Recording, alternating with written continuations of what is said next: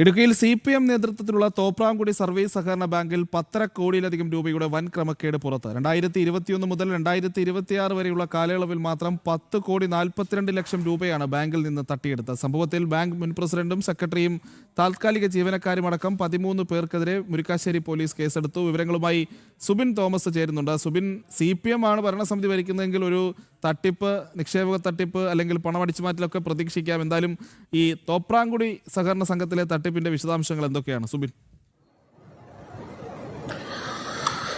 തീർച്ചയായും അത്തരത്തിലാണ് വലിയ രീതിയിലുള്ള തട്ടിപ്പാണ് തോപ്രാംകുടി സർവീസ് സഹകരണ ബാങ്കിൽ നടന്നിട്ടുള്ളതെന്നാണ് ഏറ്റവും പ്രധാനപ്പെട്ട കാര്യം. കരുവന്നൂർ ബാങ്കിന് സമാനമായ രീതിയിലുള്ള തട്ടിപ്പ് എന്ന് തന്നെ എടുത്തു പറയാം. അതായത് 10 കോടിയിലധികം രൂപ, അതായത് 2021-2022 കാലഘട്ടത്തിൽ 5 വർഷത്തെ കാലഘട്ടത്തിനിടയിൽ 10 കോടിയിലധികം രൂപ തട്ടിയെടുത്തതായാണ് നിലവിൽ കണ്ടെത്തിയിട്ടുള്ളത്. ബാങ്കിനെതിരെ നിരന്തരമായ പരാതികൾ ലഭിച്ചതിന്റെ അടിസ്ഥാനത്തിലാണ് ജോയിന്റ് രജിസ്ട്രാർ ഓഫീസിൽ നിന്ന് ബാങ്കിൽ അന്വേഷണം എത്തുന്നത്.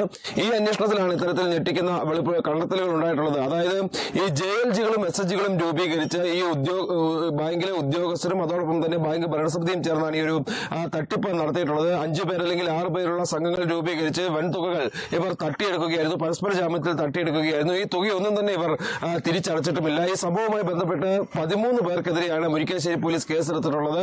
ഈ ജോയിന്റ് രജിസ്ട്രാർ നൽകിയ പരാതിയുടെ അടിസ്ഥാനത്തിലാണ് ഈ കേസ് രജിസ്റ്റർ ചെയ്തിട്ടുള്ളത്. അതിൽ 1-ാം പ്രതി ബാങ്കിന്റെ മുൻ മാനേജറാണ്. അതോടൊപ്പം തന്നെ ആ കാലഘട്ടത്തിലെ പ്രസിഡന്റായിരുന്ന ഷൈൻ തോമസ് എന്ന ആൾക്കെതിരെയും നിലവിൽ പോലീസ് കേസെടുത്തിട്ടുണ്ട്. ഇയാൾ 2-ാം പ്രതിയാണ്. ഇയാളുടെ നേതൃത്വത്തിലാണ് ഇത്തരത്തിലെ ഒരു തട്ടിപ്പുകൾ അത്രയും നടന്നത് എന്നുള്ളതാണ് ഏറ്റവും പ്രധാനപ്പെട്ട കാര്യം. ഈ ജീവനക്കാർ ഉൾപ്പെടെ 10 കോടി രൂപ തട്ടിയെടുത്തു. അതോടൊപ്പം തന്നെ എടുത്തു പറയേണ്ട മറ്റൊരു കാര്യം എന്നുള്ളത്, കേരള ബാങ്കിൽ നിന്ന് ഏകദേശം 20 കോടിയോളം രൂപയും ഇവർ പലിശയ്ക്ക് ബാങ്കിനായി എടുത്തിരുന്നു. പക്ഷേ ഈ തുകയും തിരിച്ചടയ്ക്കാത്ത ഒരു സാഹചര്യമുണ്ട്. നമ്മൾ നോക്കേണ്ട ഒരു കാര്യം എന്നുള്ളത്, ഏകദേശം 30 കോടിയിലധികം രൂപ ബാധ്യതയുള്ള ഒരു ബാങ്കിൽ തിരിച്ചടവായി വരാനുള്ളത് 13 കോടി രൂപ മാത്രമാണ് എന്നുള്ളതാണ് ഏറ്റവും പ്രധാനപ്പെട്ട കാര്യം. ബാക്കി തുക ഇവർ ഈ ബാങ്കിന് മേലൊരു അധിക ബാധ്യതയായി നിൽക്കുന്ന ഒരു സാഹചര്യമുണ്ട്. ഇതിൽ ഏറ്റവും കൂടുതൽ വഞ്ചിക്കപ്പെട്ടു പോയിട്ടുള്ളത് ഈ സഹകാരികളാണ്. വലിയ തുകകളൊക്കെ ഈ ബാങ്കിൽ നിക്ഷേപിച്ച സഹകാരികൾ വലിയ ആശങ്കയിലാണ്. പലപ്പോഴും പല ആവശ്യങ്ങൾക്കായി ഇവിടെ എത്തുന്ന നിക്ഷേപകർക്ക് പണം ലഭിക്കാതെ പോകുന്ന ഒരു